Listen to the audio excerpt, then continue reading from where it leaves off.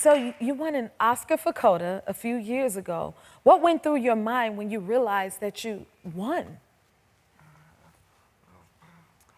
It made a big impact on me, and it really was a large benefit for the deaf community worldwide. It was so inspiring because you don't often see movies that happen to have roles that incorporate sign language or actors who happen to be deaf. The first one was Marley, but that was back in the late 80s, so I was so grateful to be the next one in the 2020s. So imagine historically, in the past, in the early 1900s, when we had silent films, you know, before sound existed, and we'd all go see Charlie Chaplin films together. Deaf audiences and hearing audiences could enjoy this movie together. When the talkies came into the picture, the deaf audience members were eliminated from the theater-going experience for almost 100 years. And hearing people were able to enjoy all these films, and until now, really. And so finally, you know, we're trying to get in and improve films to have open captioning. And CODA was one of the first films to have open caption access for everyone, so hearing and deaf audiences could enjoy movies together. So it was really a huge impact. So imagine 100 years of deaf folks being eliminated from really enjoying the filmmaking and movie-going experience. And so In Cold Light and Primate and all the films I'm a part of have now incorporated hearing and deaf culture and sign language on screen so we can all enjoy movies again together. Yes. Now, okay, I heard your car was stolen briefly, and your Oscar was in it. How did that happen?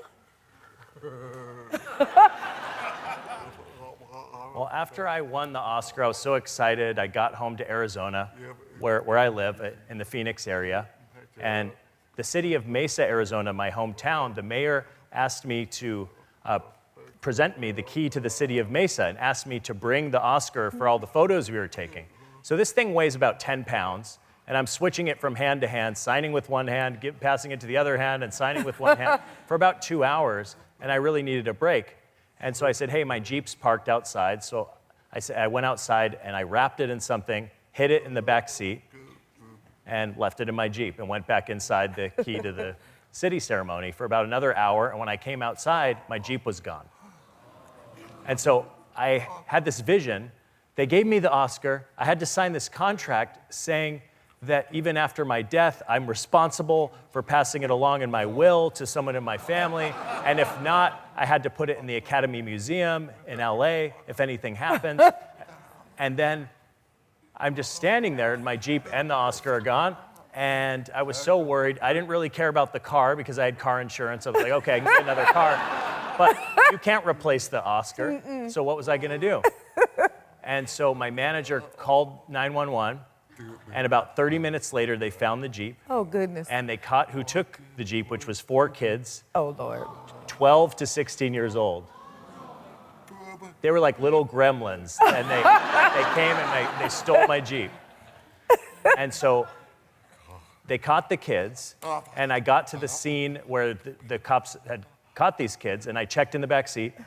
And there it was. I pulled it from under the seat, and the Oscar was still there, and I still had an Oscar. Then the cops were watching me, and the cops said, hey, Troy, could you take a picture with us and your Oscar? So I said, sure. So I took a picture of the cops. That's this picture right here.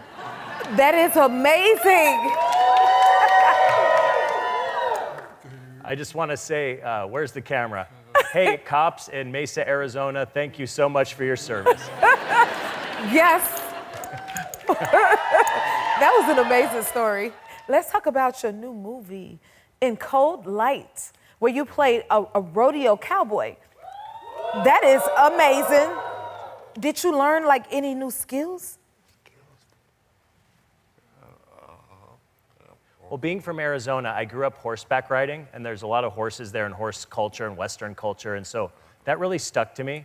And I had several friends out there who are deaf, who are professional rodeo cowboys, but no one really recognizes them. So I wanted to play a role of a rodeo cowboy who happens to be deaf for that deaf representation of these professional deaf rodeo riders who are still out there.